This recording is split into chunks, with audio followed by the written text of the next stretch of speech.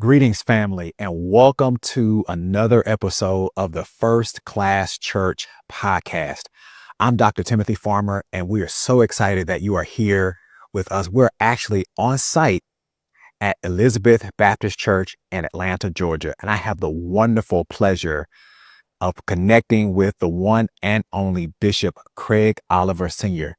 Greetings, sir. Wow. Thank you so much. I'm excited to be a part of this conversation. Thank you so much for the invitation as well. Indeed. Pastor Oliver, several years ago, you may not remember, but right at the beginning of the pandemic, I think it was around March 2020, when everyone was trying to figure out how they were going to connect and continue with ministry.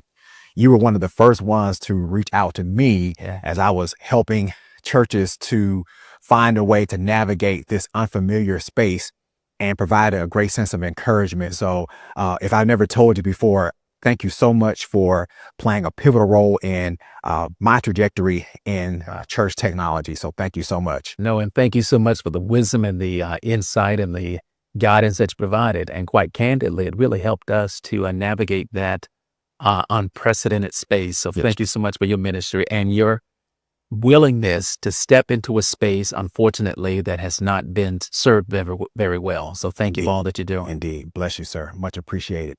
A little bit about the great Bishop Craig Oliver. He is the senior pastor of this wonderful congregation, the Elizabeth Baptist Church. And one of the things that he lives by, or his mantra, is he desires to fulfill the Great Commission by sharing the real, REAL, all capital experience. That is R, restoring hope, E, empowering people, A, advancing the kingdom, and L, leaving a legacy. And has served, this congregation has served in ministry. I believe you just had an anniversary. Yeah. Matter of fact, it was last week, 30 years now.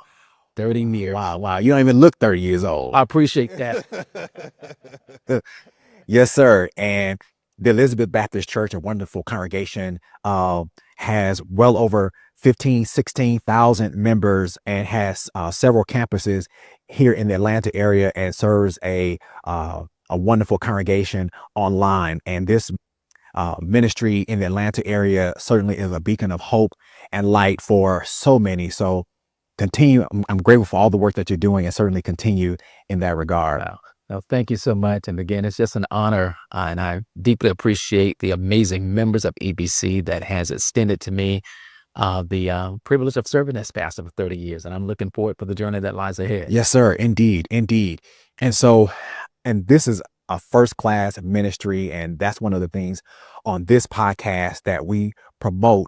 And so with your ministry and your journey to where you are now, what has that journey been like? Can you just kind of tell us about serving in the capacity as the pastor, and looking back over those 30 years, how did you get from your early beginnings to now? How did that unfold? Yeah, I would say it is a ebb and flow. It's an experience of trembling while trusting. I say trembling because, again, there is a sense of anxiety that comes with leadership, especially when I first started some 30 years ago, having no experience, having no formal training. Quite candidly, I came to EBC with a Bible in one hand and a high school diploma in the other hand. Wow. So that was the trembling side of it, but also the trusting, trusting God as it relates to the call that he placed upon my life, and even trusting that I was in the proper context to which God had assigned. And so it was really a journey of trembling and trusting. And I don't think we ever live out of that place of tension. On one hand, we're trembling with a sense of humility that God, wow, you will use me, but yet at the same time trusting, knowing that God has a sovereign plan for our lives. Indeed. And having that sovereign plan for your life, I know one of the things that you are passionate about is having a ministry that serves the present age, a 21st century ministry.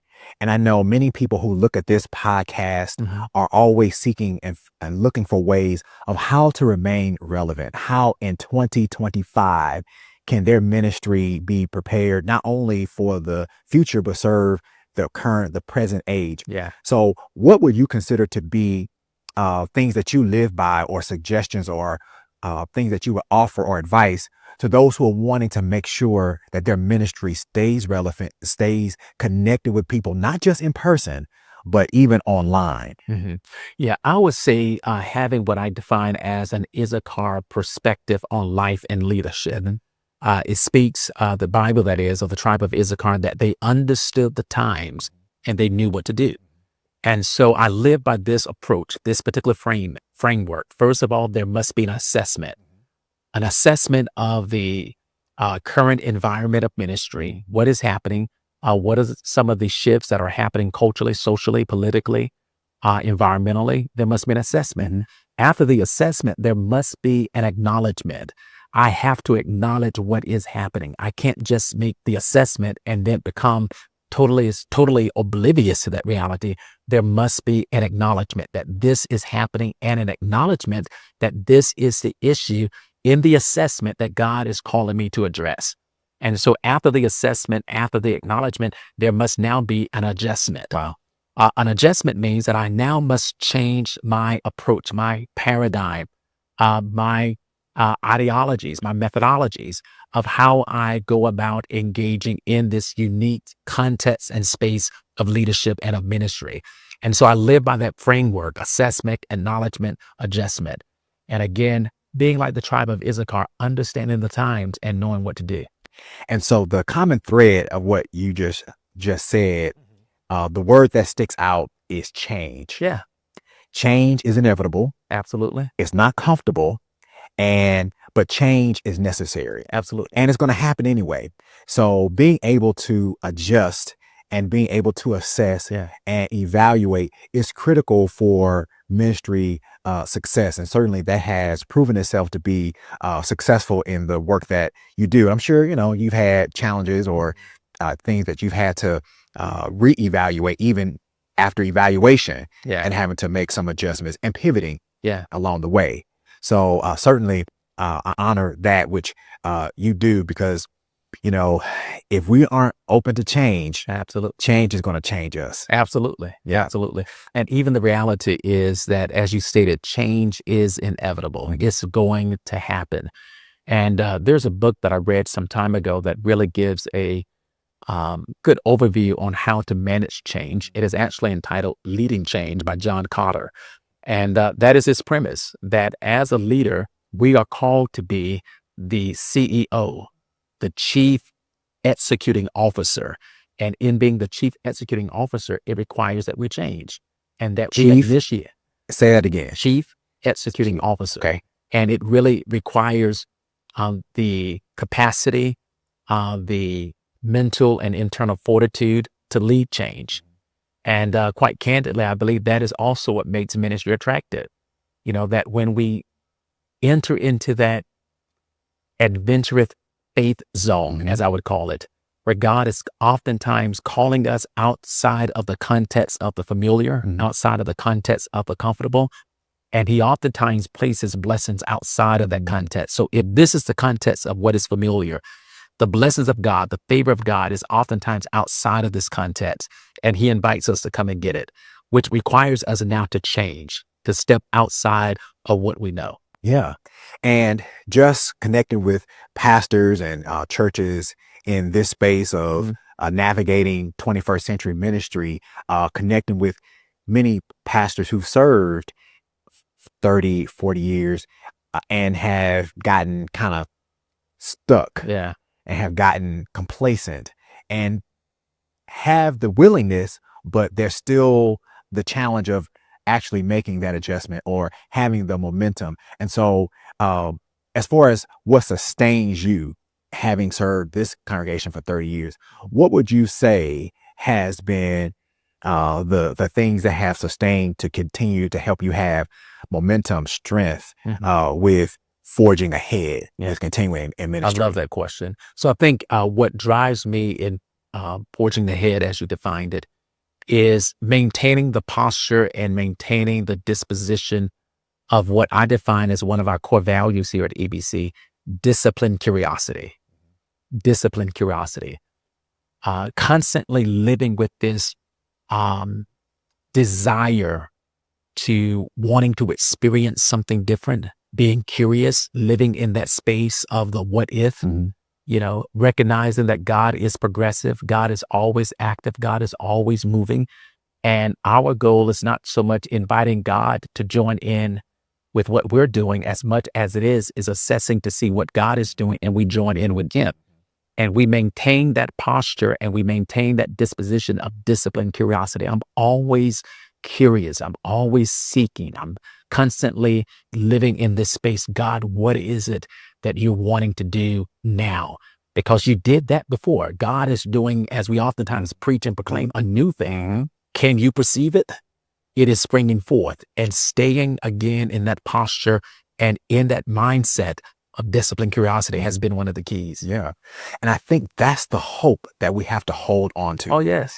It's the hope that as ministry evolved in the 20th century and all of the ways that it transitioned and continued to progress to be what it was then, and how God kept and sustained us, even where we are now, that same hope transcends into this space. It may, again, be uncomfortable. It may look different. The people may look different who come to our congregations. Yeah.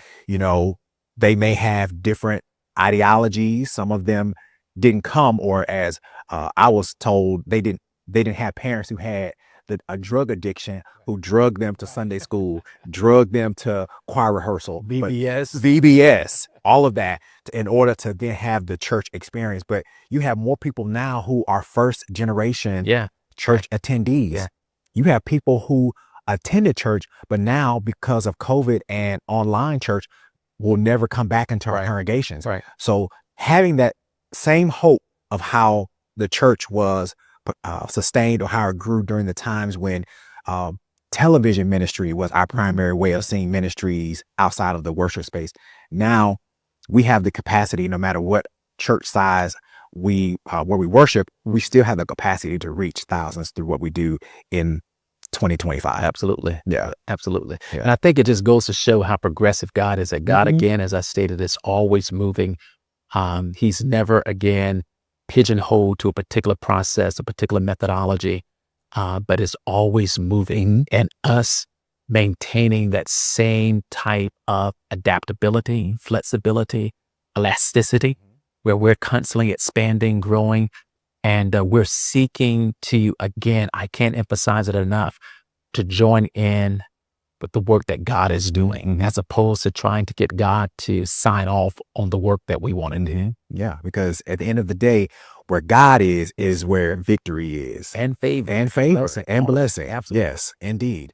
And so with that spirit and being open to adapting and evolving and changing, I know that you hold very dear digital ministry. Oh, yeah. And having hybrid learning opportunities and hybrid worship opportunities. I mean, even in this space that has, I've watched its evolution to how you've incorporated a space that's conducive for a high quality online ministry experience.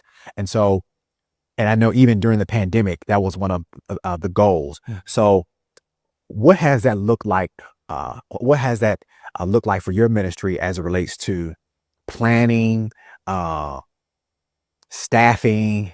Because I know many ministries glean to what you all are doing. So I want to kind of give them an inside perspective as to what it takes and how it has evolved to what it is now, and what it takes in order to manage that. Yeah. I think part of it is for the pastor or for the leadership team to stay open to ministry being expressed in different ways. Quite candidly, and this is my true pastoral confession, and I confess it now as I have in the past, I was not one of the big digital technical savvy type of pastors. I just wasn't. No, I just see you, What is I would want to take credit. I see you as being a digital evangelist in so many. I mean, that's just the way I see you connecting with technology. But you wear it well. Well, and here's the secret. It's a matter of knowing the space and place where I lead well. Okay. And staffing according to the spaces and places where I have gaps and holes. And so the gaps and holes for me was in the technical space. Really? Wow. So I staffed towards that weakness. And I, as the primary leader, had to be led. And so my digital team was telling me, Pastor, here's what you need to do. So let me ask you this question, just to see. Mm-hmm. So what type, at that point, what, are you a phone person who stays on your phone quite a bit? Not much of a phone person. Okay. Not All much right. of a phone person. Okay. Did you have a flip phone at one time? I did. Okay. All right. Was it hard for you to get rid of that flip phone? It was. Okay. It was. Okay. All right. I'm trying to help the pastor who still is trying to hold on to that flip phone. Yeah. It was hard to get rid of the BlackBerry Yeah, and BlackBerry. and all that type of stuff. Okay. But Okay. things were evolving. Yeah. Yeah. And I like what you said, how you staff towards your weakness in order to be led in a way that would help you to maximize your ministry, even though Yeah. that wasn't where your strength was. So Yeah. funny story, Dr. Palmer. So we renovated the sanctuary that we're in right now. We spent close to $2 million paid cash to renovate it. And everything in this sanctuary, all the way from the paint to the carpet, everything was taken out, all the way to the bare bones. Hired a young man to come on board to provide leadership to our multimedia department. And his first comment to me was, I was actually bringing him in from out of state. He said, it's better for you to just leave me where I'm located if this is all you're going to do. And quite candidly, I was offended at first. I'm sitting here thinking this is just a beautifully, aesthetically arranged sanctuary. And his argument was, if you're not going to put any lights, if you're not going to invest in an LED wall, if you're not going to enhance the sound system, if you're not going to invest in the technology, it's better that you just leave me in Oklahoma.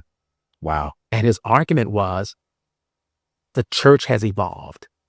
And the best way I can showcase the gifts, the skills, the knowledge that I have is place me in the space that God has designed me to optimize. And that is in the technical space. So we literally had to go in and invest additional money in order to upgrade the multimedia side of the church. And it so happened, we finished the renovation of this sanctuary within weeks of COVID-19. And so thus, people are now locked at home, unable to come to church. And everything that he advised that we put in place is what carried us for 2.5 years. And all of our technical investment and digital investment, it paid off. And as opposed to actually losing members, we gained members. As opposed to actually having a decline financially, we actually had an increase. And I think that's one of the things, or the fears, as it relates to upgrading technology. It does have a cost, and it does require a budget, and churches have to do it at the level that works best for them. Certainly. Where they are. Certainly. But from there, developing a plan, like you said, you started in one place, and then based on how things were evolving and how your staffing updated, you had to do some additional things. And so, but of course, I'm sure it did not just stop there. Right. But, and then also that investment increased membership. Yeah. It increased finances. Yes. So then you had your return on your investment. And I think going into any type of project, installation, AV evaluation, has to have the mindset. And I encourage installers with this in mind too, not to just go in to indicate, okay, you need this, this, or this, but not only that, here's your return on investment plan. Absolutely. So that they know it's not just about the speaker, but that speaker is going to fortify the sound to make it more robust for people to hear the word, to make them want to return in person, and then an online experience to keep them from swiping left to another ministry. Yeah. And here's the other reality. I oftentimes challenge the pastors. I have the joy and privilege of providing leadership over the pastor's division in Full Gospel. And the common rebuttal that I hear in church, Pastor, we don't have the money. We don't have the money for technology. We don't have the money for technology. And I don't quite agree. And I say that for this reason. There was a movie within the past 2 years that actually received different accolades. The entire movie was recorded off of an Apple phone. Mm-hmm. Mm-hmm. Mm-hmm. The entire Oh yeah. complete Yeah. movie. Uh-huh. And you couldn't tell the You difference. couldn't tell the difference. And so I asked the pastor, I said, listen, how many of you actually have an Apple phone? Don't judge me. I'm not an Apple carrier. I'm an Android man. Wait a minute. Wait. To the day I die. Okay, we can end the episode. You have a what? I'm an Android man.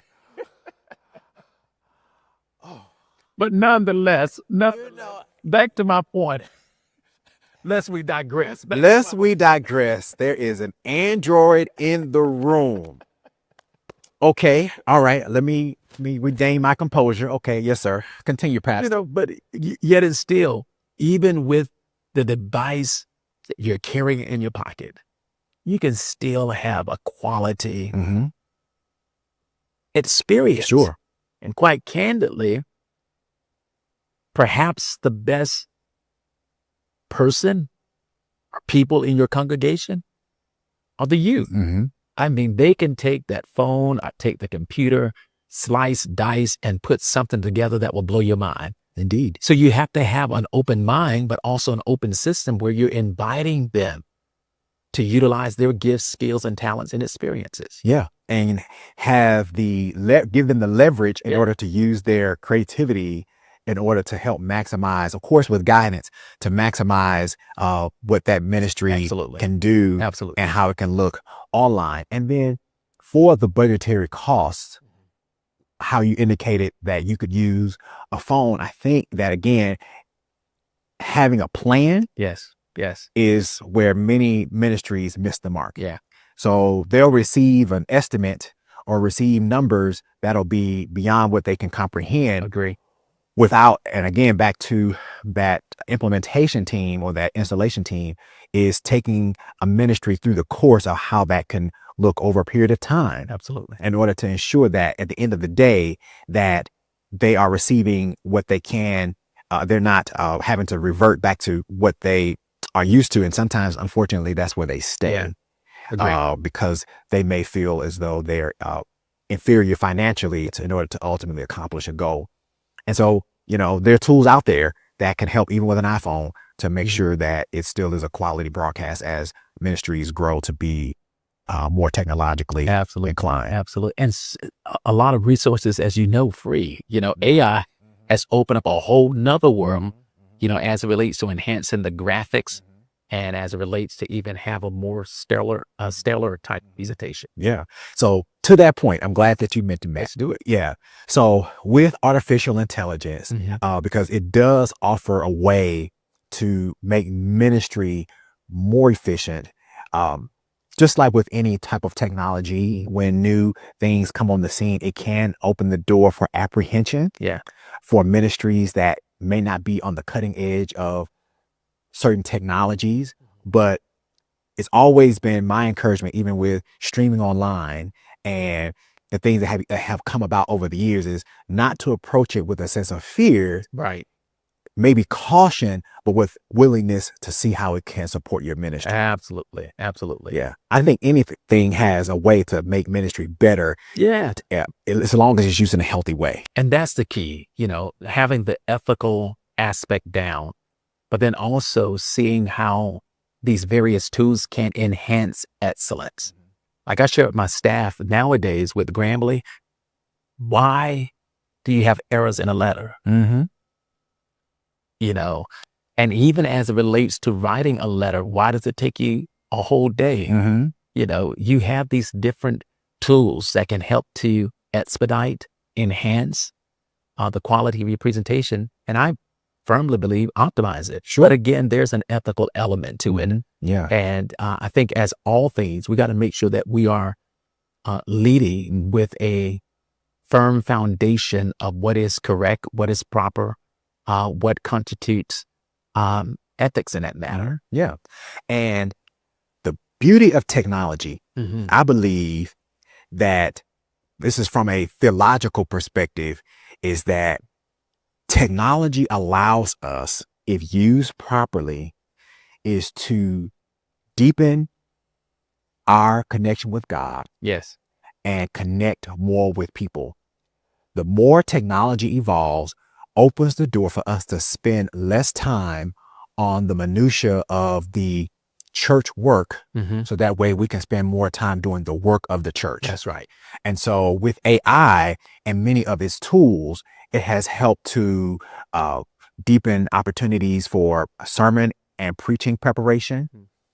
Certainly from an administrative perspective, Absolutely. even from a media perspective. I mean, now it's instead of spending so much time for creating reels and clips, now AI with this technology can take a lot of that time and cut it down. And once it's finished, it'll give you what would normally take a few hours to find multiple clips within a few minutes. Of course, you go in and you make adjustments, but Massage it. yeah. So as far as AI, how has that impacted, or has it had an impact on anything? Absolutely. So ironically, our former youth director just finished his PhD at an institution, and his doctoral research was on AI and its integration within the local church. And so I actually had him to come in to do a full day seminar with the staff with one goal in mind: teach us how can we optimize this particular tool? How can we leverage it to enhance our leadership and even the quality of ministry here at ABC? And so I shared with every division head and department head and those who are on staff that I want you to get an administrative assistant that supports your administrative assistant. And it's called an AI executive assistant, where they literally have these various tools that can help you organize your inbox, your emails, and can help to maintain your calendar and things of that sort. And why not have that tool in place to help your work performance and productivity? And so I challenge all of our executive assistants to get an AI executive assistant to support you in your work. Yeah. So ministries, if your church, pastors, church leaders, if you aren't using AI to some degree, I encourage you today, let today be your start of incorporating AI as a way to maximize ministry effectiveness.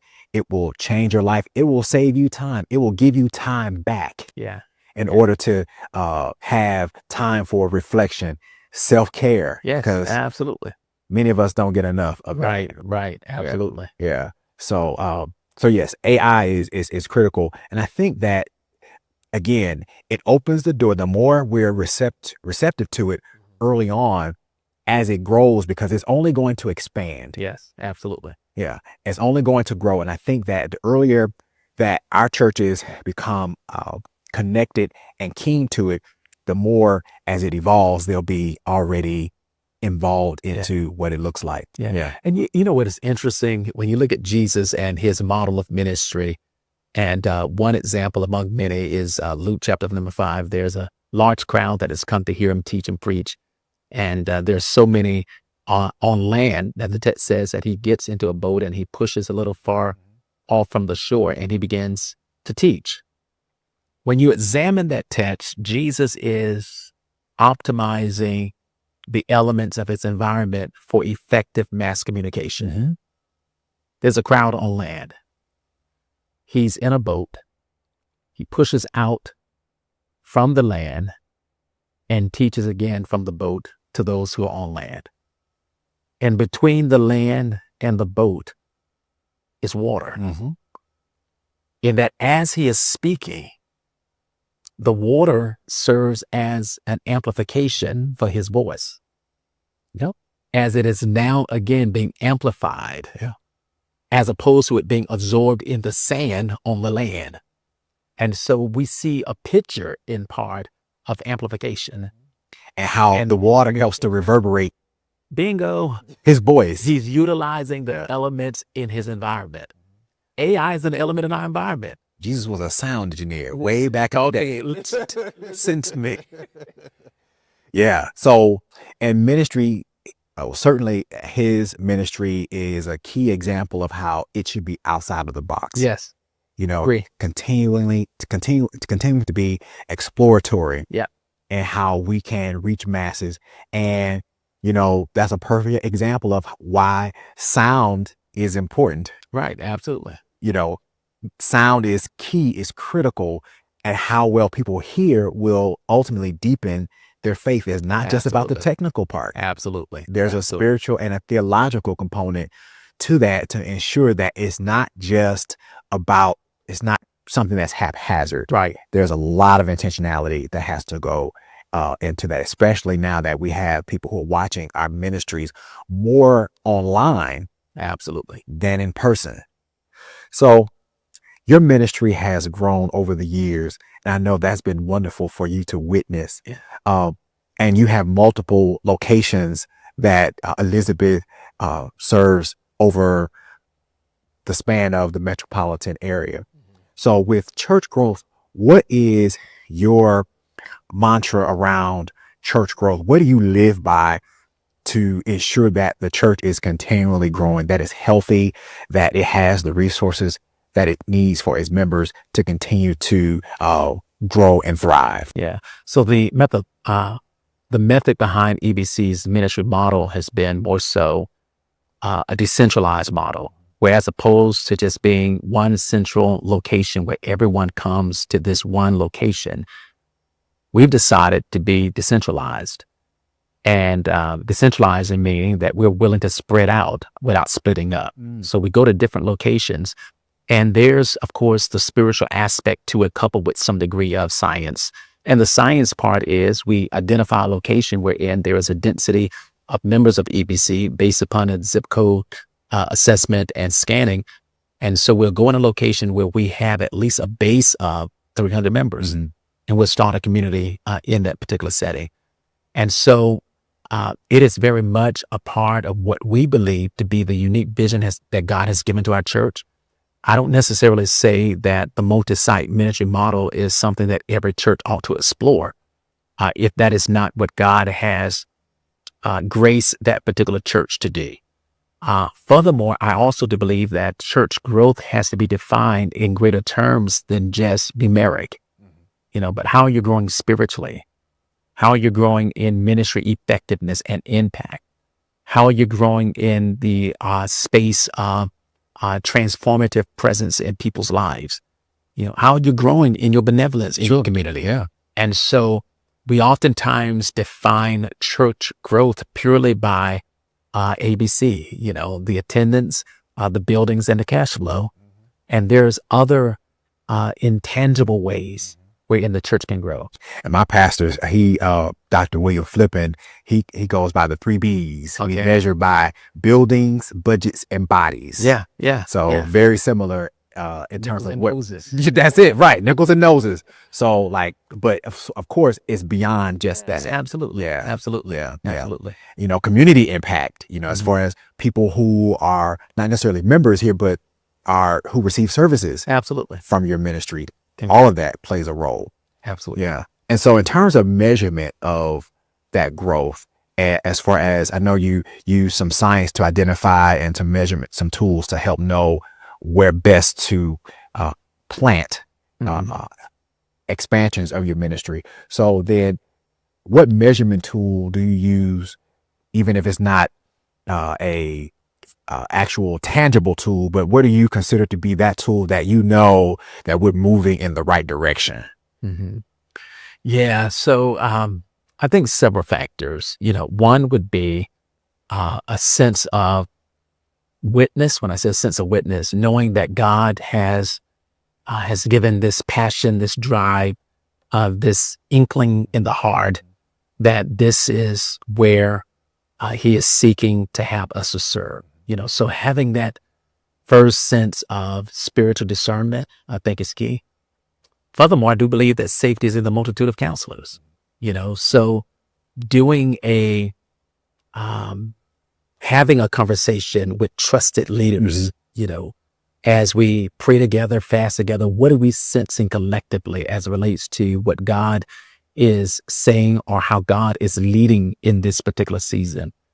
It's dangerous again to lead independently or to lead in a solo model of leadership. And the last factor is, again, redefining what growth looks like for us.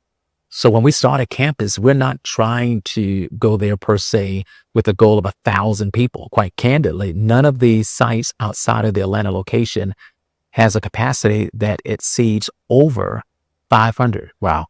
Wow. And that's the sweet spot. Yeah. Because people want a sense of community, a sense of belonging. And we have a large campus, but we have a greater sense of impact and connectiveness, or connectivity, I should say, in those smaller communities. And so we're growing in so many different ways beyond just the large centralized model of ministry. Not at all that I kick against that, because again, I think God is so much God that he can work in different models of ministry. It just happens to be the model that God has given to us, a decentralized model. Sure. And research even suggests that people who attend larger ministries glean from opportunities to worship in smaller spaces. Absolutely. Many of the persons who attend our larger churches came to our larger churches from smaller ministries growing up, like myself, growing up in a medium-sized church and other small churches. But even in the smaller environments and small groups has, based on research, has proven itself to be a great opportunity for ministry intimacy, for people to engage and connect with people and feel as though their voice is heard, that they're seen, that they're valued as a part of that ministry. And so I think having that intentionality around your the campuses that are a part of this ministry is pivotal in how your members connect with Elizabeth. I would agree. Yeah. I would agree. Yeah. And that has been just a joy to witness and a joy to experience. Yeah. You know, watching people find that sense of community, that sense of belonging, that sense of togetherness, that we're in this journey together. So with managing a church like Elizabeth, Yes. and as you take a deep breath, I'm sure as you think about all of that which goes into it, how do you manage your own self-care? What does that look like for you? How do you deflate? How do you debrief within yourself in order to be able to have moments of reflection to then continue with the work that you do? Yeah. So again, as stated, now pastoring 30 years, the first 25, 27 years, I got it wrong. You know, just really burning the candle on both ends, being so driven to take the church to that next level that I did forego self-care. I devalued it. And I thought that busyness and working hard and producing was the badge of honor. And it's not. It's being intentional about Sabbath keeping. It's intentional about self-care. Being very intentional about establishing boundaries, you know, so that you're not overextending yourself. There's a reason why we tend to write on paper that has a margin. That's good. And having, that's good. You know, margin in your life, you know, where you're not overextending yourself.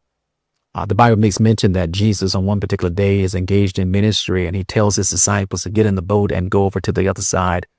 And he says, do so that you can rest a while. Come apart so you can rest a while. Come apart so you can rest a while. Come apart so you can rest a while. I say that redundantly because if you don't come apart, you will come apart. That's good. You know, if you're not willing to rest, if you're not willing to find some activity, some sort of recreation that brings about recreation to your soul, you end up becoming depleted. And it is hard to serve from a depleted soul. God is wanting to replenish us. And so I think every pastor should have some sort of rhythm wherein once a week you have that Sabbath.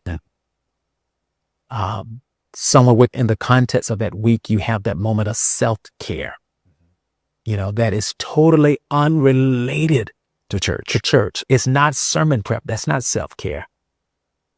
It's chasing that golf ball, which I don't do. It's playing tennis. My joy and love, as crazy as it may sound, you would never guess it. I love dogs. I love dogs with everything that's in me. Wow. And so What kind of dog do you have? Belgian Malinois. Okay. I had as many as at one time. You would never believe this either. I had as many as 9 dogs. Wow. At one time. Wow. And so my joy, my peace, my place of fulfillment was going out to the kennel, taking care of my dogs. I was up this morning at 5:00 a.m. Bless your heart. Fed my dog. I actually bathed the dog. I had a hard enough time keeping me together, let alone multiple dogs. Okay. But I bet you have something else. Yeah, I do. Yes, I do. Yeah. Yeah. And you have to prioritize that. Mhm. Here it is. And I say this. Here it is. I want to say this unapologetically to someone who's watching, someone who's listening. Prioritize and protect your space, your self-care. Dr. Gardner C. Taylor made this insightful comment, and I will never forget it. As Who's a Kappa, by the way? continue your thought. We're not going to go there.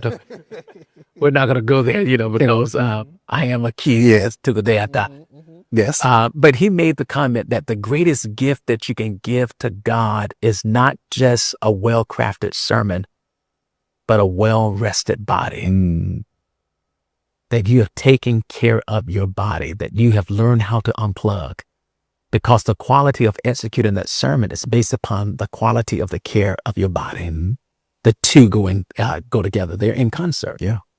It makes sense. Yeah. And I think that the more, and I'm working on it myself to be more intentional about boundaries and being able to, as needed, say no. Yes. And no is not a bad thing, but you would get better out of me based on me being able to have the time and the space to that which I commit. Absolutely. So certainly being able to use those elements of self-care, because it also helps to then give you opportunities to forecast the future.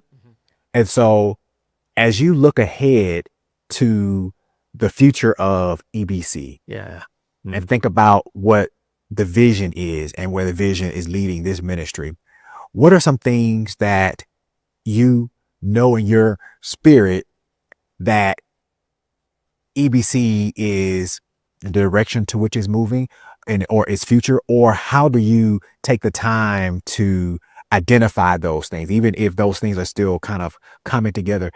What strategy do you do in order to forecast or vision cast for the future of EBC? And so I'm really at that reflection point, even right now in ministry. Again, as stated, 30 years, it places you in that unique space where you recognize that you probably have less years of leading ahead than you do, of course, behind. And I'm at that place. And so one of the tools that I utilize is, again, as stated, just taking that moment, as Habakkuk would say, to go up in the watchtower. That moment of sanctified silence to hear from the sovereign, to hear from God, and being very intentional in hearing that vision that God has and documenting that vision, going through the process of vetting that vision, not that it needs vetting, but getting the wisdom from others as it was speaking to it. And one of the frameworks that I've utilized most recently is called a vision frame. And if you can think of a picture frame, a vision frame is made up of these 4 sides that I think has to be in place to have a comprehensive vision document. There has to be a mission. What are we supposed to be doing?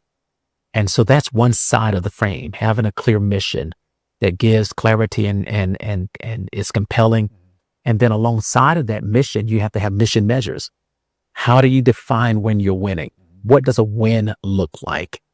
That is beyond, again, the attendance, the buildings, and the cash flow. So the mission measures. Then you have to have values. Values dictates our behavior. Why do we do what we do? Our non-negotiable convictions and mission measures, values, and then our strategy. How do we plan to get it done? How do we do it?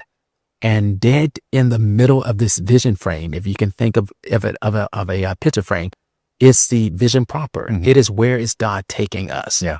And so a leader has to define those 5 irreducible questions of leadership. What are we supposed to be doing? How do we know that we're winning? What are our non-negotiable convictions? How do we do whatever it is that God has called us to do? And where is God taking us? Yeah. Wow. Wow.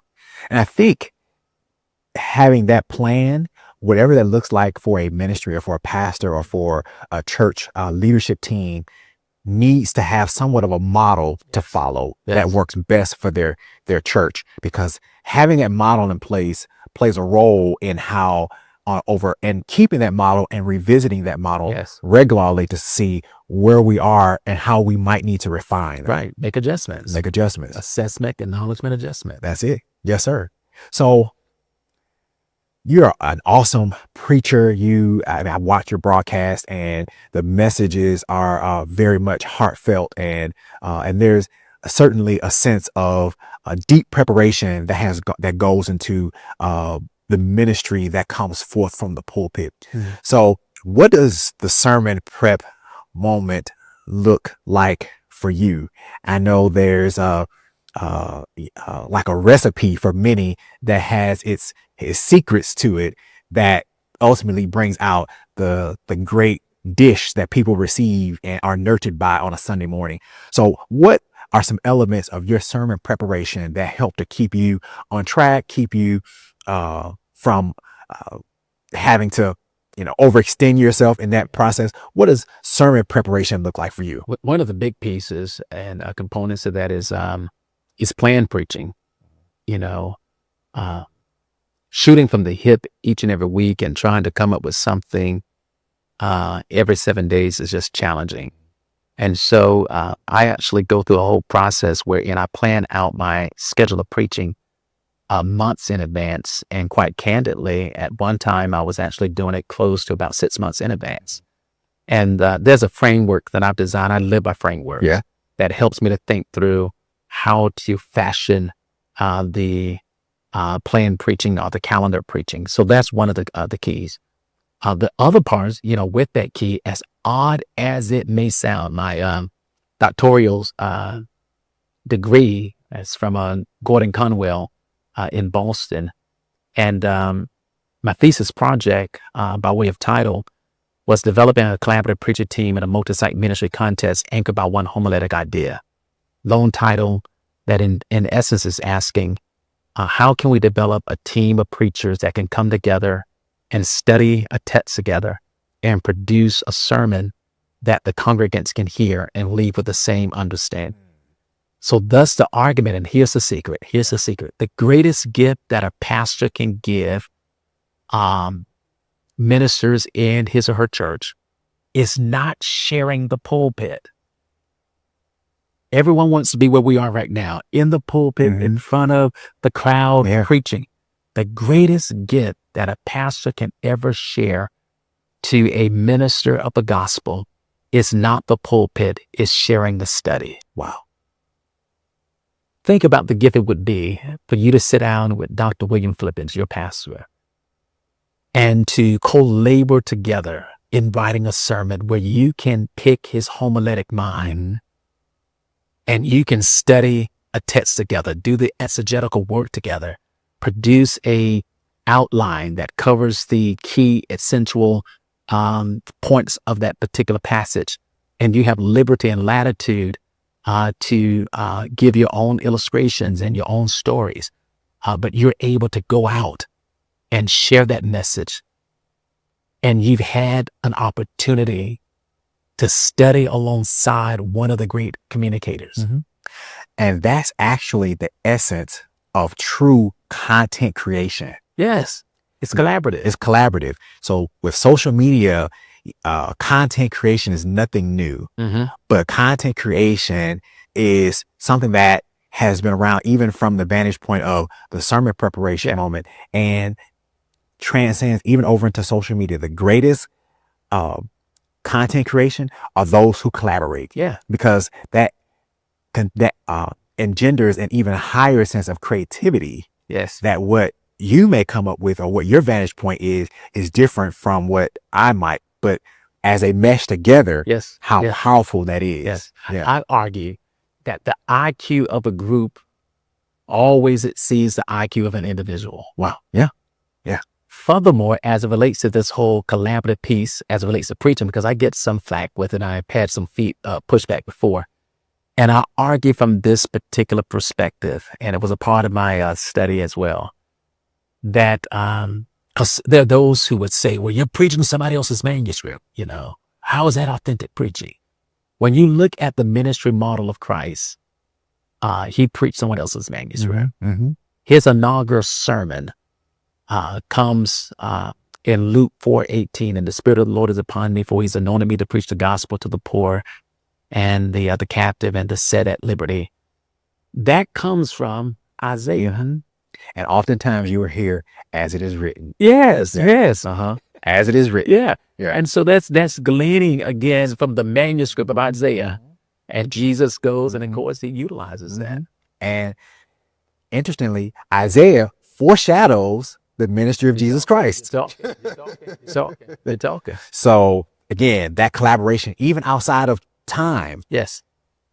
look how it has impacted the ministry of Christianity as we know it today. Yes. Yeah, indeed. So as we bring our conversation to a close, and this as far as being a podcast about first class ministry, what would you consider, thinking about that phrase, first class ministry, what would you consider to be that which makes a ministry first class? Oh, listen, I live by this. You have to establish a theological philosophy of an ethic of excellence. Wow. It starts, in my humble opinion, with a theological philosophy, anchored again in the book of Malachi, wherein God says to the prophet, shut the doors of the church.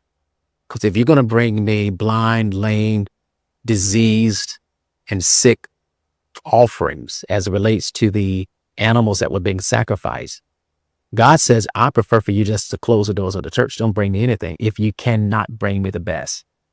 And it's not that they didn't have the best. As much as it was, they were reserving and retaining the best of themselves and giving God second. Wow. And so I argue that excellence in ministry is the byproduct of having a theological understanding of excellence from God's perspective. And we should always be driven to offer to God the very best, And I learned that quite candidly just going to Disney World. I'm amazed. You would never see paint flaking and chipping off the walls in Disney World. Matter of fact, when you go, as big as it is, there's always someone with a paintbrush painting. A broom sweeping. Yeah. And their argument is, we want you to come to a space that is impeccable, that says you matter so much to us that we're willing to do all that we can to give you the best quality experience of excellence. Wow. Yeah. That makes sense. I hope so. Yes. Don't live by it. Yes. And the evidence is here. Wow. Yes, sir. So thank you so much for taking this time to share with us your ministry experiences, your leadership skills. And certainly it's been a pleasure, and the best is yet to come. I received that. Thank you so much. And thank you for having me. Of course. Yes, It's sir. added value to my life and to my leadership. And I say that sincerely. Yes, sir. Thank Bless you, sir. Thank you for joining us for this episode of the First Class Church podcast. If you have not subscribed to us on YouTube, please do so today and click the bell so that way you can stay connected not only to this episode, but to many more to come. So with that being said, my brothers and sisters, God bless you. This is Dr. Timothy Farmer, your techno-evangelist. Faith cometh by hearing, and clear, powerful sound is essential to impactful worship. Check out my new book, Beyond the Soundboard, a practical guide to quality church audio for pastors, leaders, and media teams. Whether you're a pastor seeking better sound for sermons, optimizing your sound system, equipping volunteers, or enhancing virtual worship, this book provides the essential tools and insights you need. Order Beyond the Soundboard today on Amazon or at farmertechgroup.com.